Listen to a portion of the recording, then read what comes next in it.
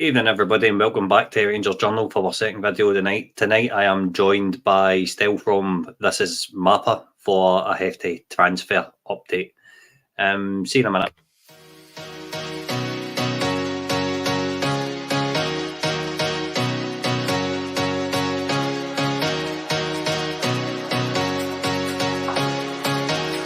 Every night is the Rangers Journal night.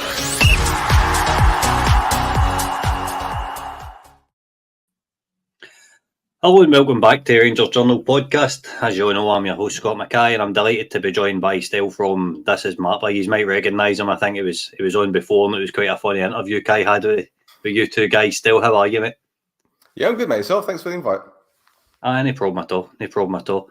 So, there's reports on Twitter, X, whatever you want to call it, reports in Scotland as well that the Jefté deal is looking a wee bit closer. To them actually signing for Rangers. What's your knowledge on that? Has there been any movement? Yeah, I'd say about 20 minutes ago, I've got a contact who is very close to the club, and they say that the deal to Rangers is almost complete. So Right, cool. I'm not sure how long it will take, because obviously work permit and all that kind of stuff, but it looks like it's practically done. So yeah, you got a player. You got a player there. So it seems. Aye. You never know. Aye, I know. We've a wee bit, how do you put it, cautious over in Scotland due to the amount of rumours and stuff we get. We're getting an awful lot of rumours this summer. We're working overtime here, but as is constant, we're trying to get people on. Guys try to get profiles on different players. So what happened with Applewell? Has he chose not to go there, or is it a fee thing? Like, what's went wrong? We'll put it this way: Applewell have been very, very adamant that they were going to sign him permanently. Yeah. And you know they're very strong-willed club. You know, it's always us against them. That's their mentality. And for the past few months, they've been adamant. In fact, they've been very hopeful that they're going to sign him permanently. In fact, they had first reviews on him. Right. But the other day, the vice president went on radio, and it's almost as if he was resigned to the fact that they're going to lose him. So it looks like, from what I understand, he was offered the deal from Applewell. He hasn't taken it, which is understandable. So yeah, it looks like he's heading to Rangers, mate. I think the last time you were on with Kai, I think where we were sitting at was Applewell were going to trigger the option to buy him. He would sign and then potentially come to Rangers on loan. But don't get me wrong, I'm not complaining. Not complaining at all. What kind of player is he? Is he fast? Is he powerful? Because I think that's the type of player that Philip Clement is looking for to add to this squad. Yeah, he's a very strong left back. Very quick. Loves to deliver the ball first time. Very good left foot. But defensively, he's not great. He's prone to errors. He's a little bit clumsy. He's conceded a couple of penalties this season. There's a game against Aris away from home where he was just completely ball watching, and the wide man crept in behind him, blindsided him, put the ball in the back of the net. And in fact, he's only featured as a sub for the last 5 games. And that's probably because the game before he was put on the bench, it was against Omonia in the derby, and he was skinned by the right winger, because he seems to be one of those players where if he comes up against someone that matches him or betters him for pace, he's susceptible to errors. But I think that's more of a development thing. And I think with Philip Clement there, very tactically astute, I'd say, he might change the way that he plays from a defensive aspect. Again, I don't know how Rangers play. I haven't watched many games since Clement has been there, but it just seems that when that Jefté was playing for Applewell, they'd have a holding midfielder and he'd slip in as like a third centre-back. So the left centre-back would cover the left-back area when Jefté gets forwards. But don't get me wrong, he does track back. He's not lazy, but he's a bit clumsy, and the ball watching is going to be a problem. But I still think he's got a lot of potential. He's got a lot of ability. Going forward, he's a major threat, especially on the overlap. And he's strong, as I said. He's over 6 foot as well, but he can't head the ball. So again, in Scotland, I don't know how he's going to cope. Aye, well, we were with our current left back Ridvan Yilmaz. That's also been because Ridvan's he's just a wee guy. He's tiny. That's been a current problem with teams putting a kind of wide target forward on him, playing a long ball, winning a header. Don't get me wrong, Ridvan's been able to nullify that threat a wee bit better recently, but the fact that we've got another left back that can't head a ball is going to be a very familiar feeling, to be brutally honest with you. Well, he's 2021, so he's still got a lot to learn. Still got a lot to learn. But again, I don't know how he'll be able to cope with the pressure to go to Glasgow Rangers, because don't get me wrong, there is huge pressure up well, bearing in mind that they hadn't won the league in 5 years. And this is a club that is known for winning titles. They won 28. Yeah. So they're a club that's steeped in Cypriot football history and in Europe as well. They've done quite well in Europe over the last 10, 15 years. But yeah, it's almost as if he took it to like a duck to water going to Cyprus. The pressure didn't faze him. I know he went AWOL in January because he wanted to move to Rangers, but he came back, got his head down, carried on playing. And I think the reason why he was dropped to the bench the last 5 games is because of the mistake that he was making in the game against Omonia. But I think Sapinto, who was the coach at the time, wanted more experience in the back four, wanted these 2 fullbacks to be more experienced, and he put them in. And they did a job. It was a title run-in. They got it over the line, just about. But they're champions, and he leaves Cyprus with a championship medal. How's his conduct been since January? Has there been anything, or has he been all right? Is he? Would you say he's a decent pro? He's been fine. He's been absolutely fine. As I said, he got his head down, continued playing, training, didn't mess around. And the thing is with Cyprus, because we've got loads of bars and clubs and everything. Hi. He wasn't spotted in any clubs, and Cyprus is a small island. You know, you can't go anywhere. If you're a footballer, you can't go anywhere without being photographed. You know, one of the player from a team that I support was photographed in an outdoor bar twerking next to his missus, and that ended up on social media. And he's not even a regular. So, you know, a player like Jefté, if he goes out to a nightclub, he's going to be spotted. He's going to be but no, nothing surfaced on social media. It just seemed that he must have just finished training, gone home, and had a barbecue with his friends. I don't know. Good. Have you been happy with him overall as a left back at Applewell? Is he suited the level? Well, I don't support them, so I can't stand them, to be honest. But as the fans have been very happy with him. The fans have been, and let's get it right. You know, when it's a Brazilian player, you always associate flair and creativity and that samba magic, and he's brought it to the club. I mean, he scored a couple of goals. One of the goals that he scored was a cross shot. Don't get me wrong, but you know, it was great to watch. His delivery is fantastic. His overlapping is brilliant as a fullback. I'm guessing if that's how Rangers are going to play, you're going to need a fullback that can get on the overlap, get on the outside, and deliver the ball in the box. If you've got a physical striker up top, he's perfect for delivering balls in there. So there's a player there, but again, the Scottish League is a different level to Cyprus. It's a higher level. So, and that's not just the ability. We're talking about the training, the physical demands, the mental demands. Rangers is a bigger club, no doubt. Playing in front of a bigger crowd. Don't forget, Upwell was his first senior contract, and that was a loan contract. He didn't have a professional contract at Fluminense. So, again, will he be able to cope with the pressure? Well, in Cyprus, he's coped with it because the Upwell fans, they can be fiery. So, you know, yeah. Well, he plays for a rival club. I don't know what to tell you. Oh, I can't see any Rangers fans being happy with any Celtic players. So, aye, exactly, mate. You've got it. Exactly, you've got it, man. See, in terms of what I read about him in January, I don't know much, but what I read about him in January, he'd played kind of left winger at times. You're saying that he's very good on the overlap. He's good going forward. Has he got the ability to beat a man? And what is his delivery like? Is it a good cross he's got on him? Yeah. He's a first time cross. He's brilliant. Absolutely brilliant. He's one of the best in the league for that, for sure. And that's the one thing that stood out most for me, seeing him for the first few games. I thought, hang about, at 20 years old, he's got the intelligence and the know-how to deliver the ball first time. And the good thing is for Upwell is that their 2 strikers, they only play with one up front, but the 2 options that they have, they're physical strikers. They love the ball in the box, in the air. So the fact that he's been given that instruction and he's done it, no problem. He will take a touch sometimes if he needs to. His delivery is very good.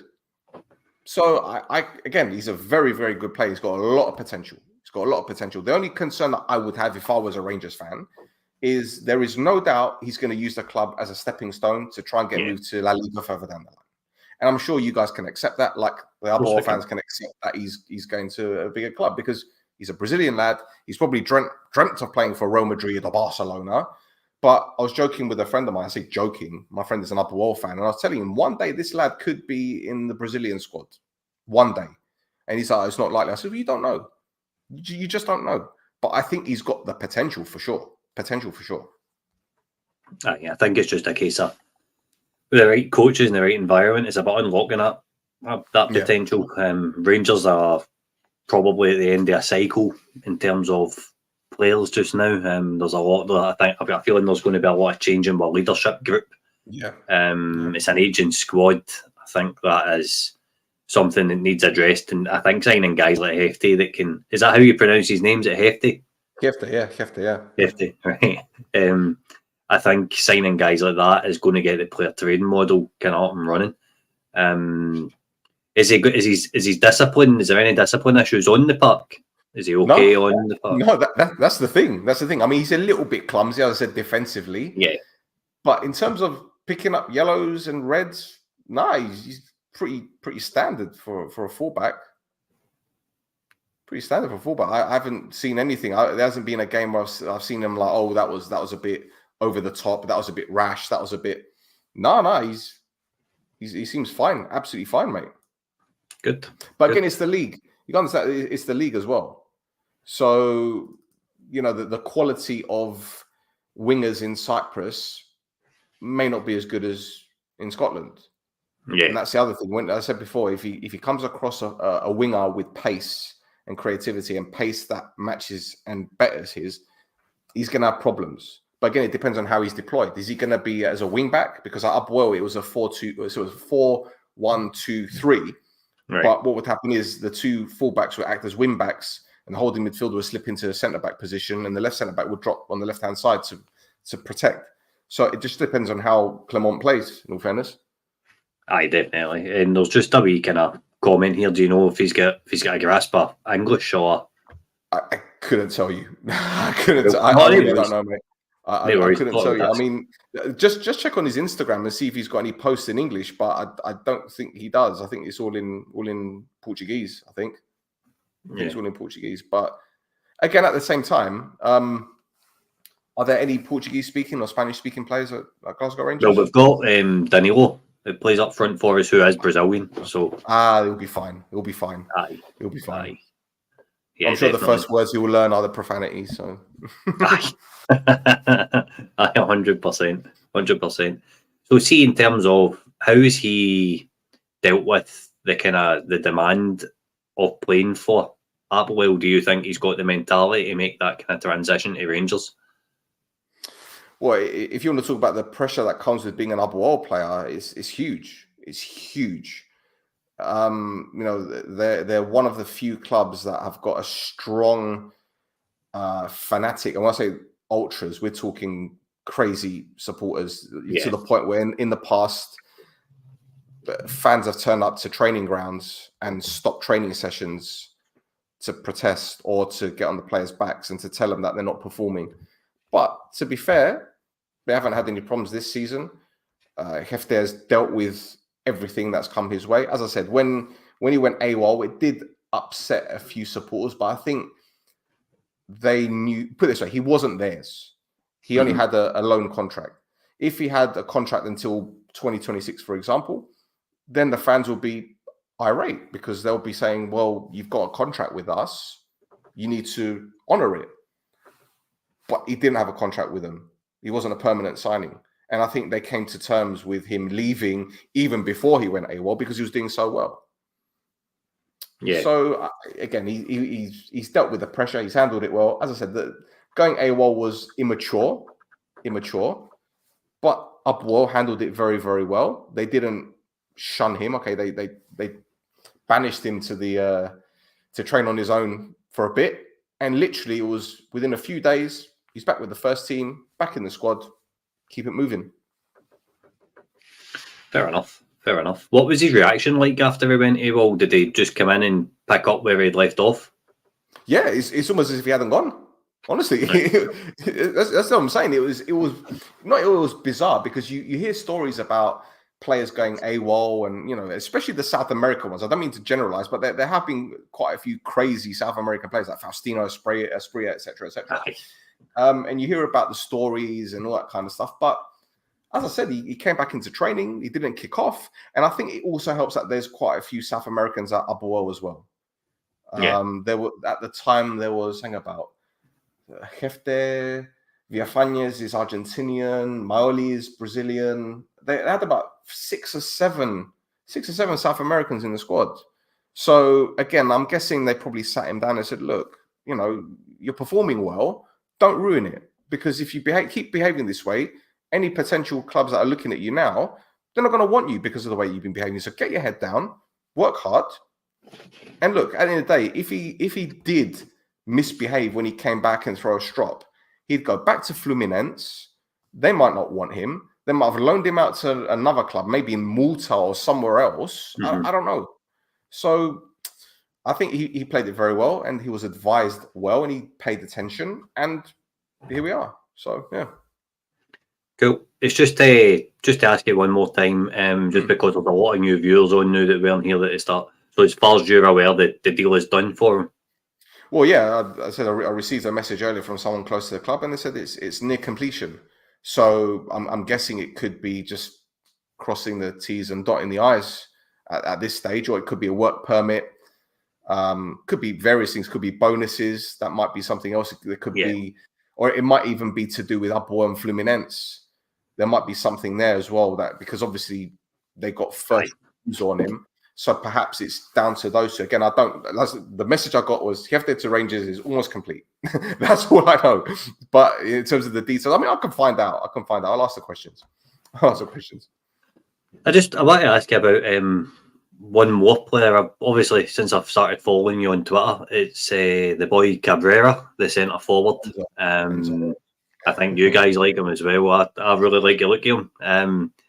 He's, just for the viewers in the comments, this is he's a guy I've been keeping an eye on since This Is Mappa kind of brought him to my attention via Twitter. Go and give the guys a follow on X. Their Twitter IDs at the bottom next to Stel's name.